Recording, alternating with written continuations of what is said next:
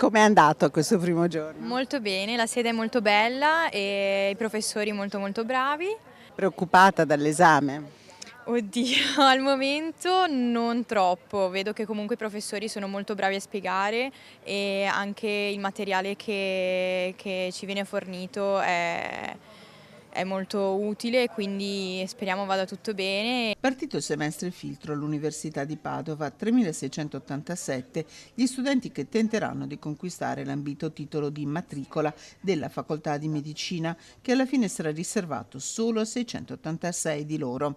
Dopo un'intensa attività estiva, a ognuno saranno garantite alcune lezioni in presenza. Il resto sarà online, con sede nel lab di ingegneria inaugurato lo scorso giugno. Ma come funziona? Al termine di questo semestre, che finirà il 24 di novembre, avremo le sessioni di esame, la prima sessione il 20 novembre e la seconda sessione di esami il 10 dicembre. I risultati a gennaio definiranno se continueremo il nostro percorso a medicina chirurgia o se dovremo andare al corso affine o cambiare. Gli studenti seguiranno corsi di chimica e propedeutica biochimica, fisica e biologia, le materie in cui saranno chiamati a sostenere poi l'esame. Se otterranno almeno 18 crediti formativi potranno concorrere alla graduatoria nazionale per accedere al semestre successivo.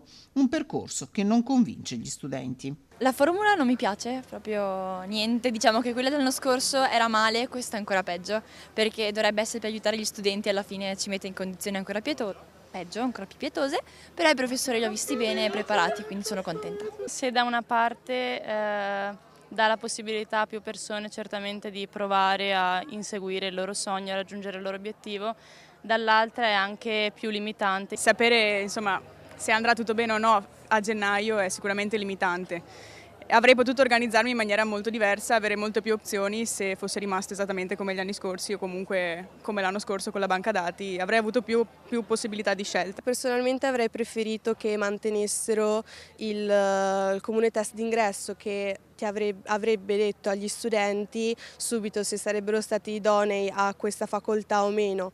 Con questo semestre filtro diciamo che la competitività è alle stelle e che comunque ha complicato abbastanza la vita degli studenti.